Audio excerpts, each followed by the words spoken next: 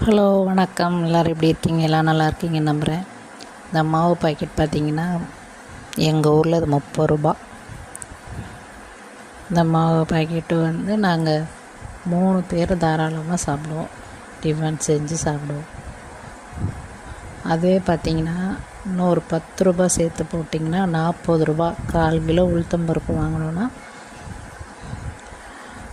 அது அரிசி கலந்து மாவு அரைச்சி வச்சோம்னா பார்த்திங்கன்னா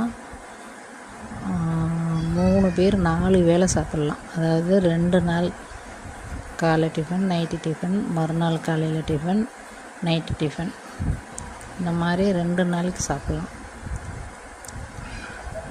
நான் 2வதாக சொன்னது தான் நான் யூஸ் பண்ணுவேன்.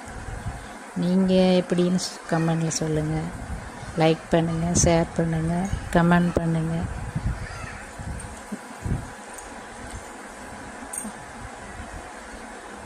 தேங்க்யூ.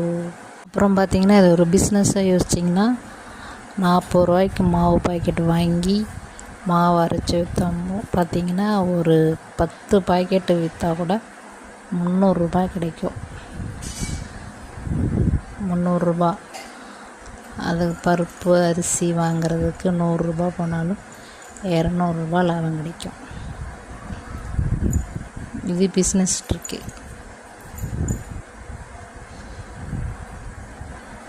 எப்படி?